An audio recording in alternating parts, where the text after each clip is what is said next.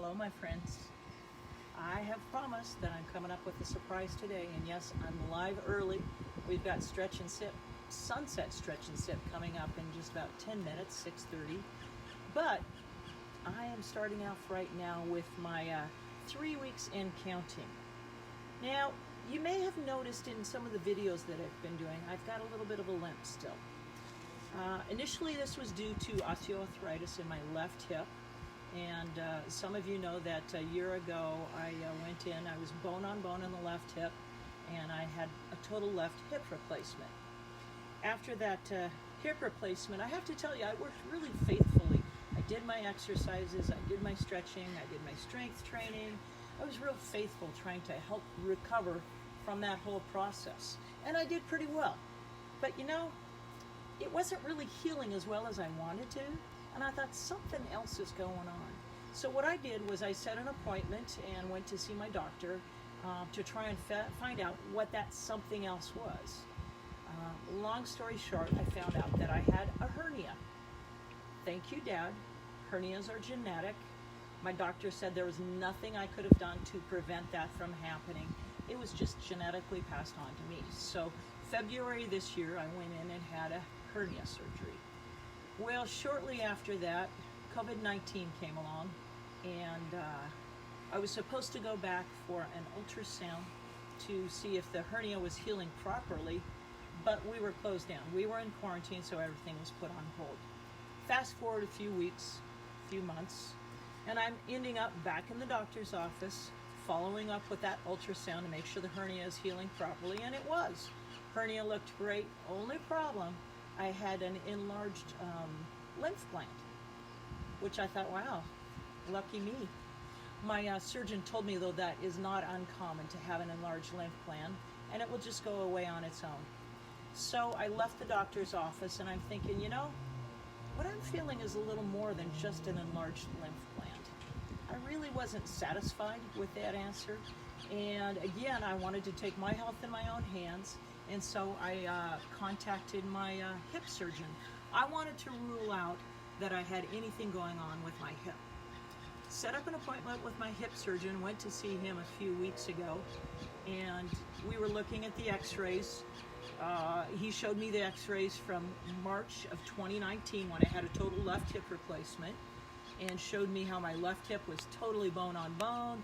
My right hip had great cartilage. I was looking good. Then he pulled out the x-ray from today, or well, from 3 weeks ago.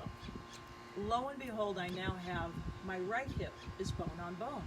And I'm thinking, what the heck? A year and a half, well, not even a year and a half ago, March of 2019, my right hip was awesome. How could that even happen? The surgeon told me that genetically our cartilage, which is what's in between the bones, gives the cushion in between the bones, has a certain shelf life. It is genetically programmed to have a shelf life, and when it's gone, it's gone. That's what happened on my right hip. The other part of that I was told is that 50% of the patients who have one hip replaced within 1 to 2 years are also going to get that second hip replaced. So fast forward to today, that brings me to 3 weeks pre-op. July 8th, I'm going to be going back in to get my right hip replaced. So the reason I'm talking to you today is because I'm a totally different person with this second hip replacement than I was with the first hip replacement. Oftentimes, our greatest fear is the unknown, not knowing what's going to happen. And so we worry about it, we fret. I could read, I could see, I could find out some information, but I was really nervous going in for that left hip replacement. My right hip replacement now, piece of cake. I feel like it's old hat. I know what's going to happen. I know what to expect leading up to it. I know what to expect for surgery. I know what to expect for my recovery time. So what I want to do is I want to help other people who might possibly be going through some replacements, kind of take you through that process with me. Now, I told Nicole what I wanted to do, and she said, Mom, you're going to be a vlogger?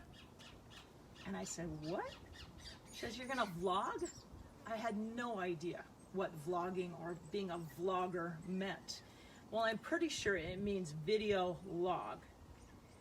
And so what I'm going to do starting tomorrow is I'm going to kind of take you through my day, little snippets of things that I'm doing during the course of the day, helping me to prepare for my surgery. And then on the surgery day, I'll be doing some little clips, vignettes, videotaping prior to surgery, after surgery, heading home. And then I'm also going to be doing that vlogging afterwards, showing how I'm handling my post-recovery. Since I'm a personal trainer and a fitness instructor, I actually know a lot of the things that I should be doing pre and post-op. Of course, I'm checking with my surgeon to make sure that I'm doing the things that he wants me to do. So at the end of most likely at the end of the day, I'll be posting on my fitness page these little vlogs that I've come up with that tells you what I'm doing. So to finish off, I just want to share with you something that I always share with both Nicole and Grace, my girls, and I share with my family and friends, and you've heard me say oftentimes at the end of classes. You know, it doesn't matter what our circumstances are, it's up to us to make it a great day. So regardless of your circumstances, I want you to make it a great day. Look for my first vlog tomorrow. And in the meantime, I'm going to get myself set up. We've got Sunset Stretch and Sip coming up in a few minutes.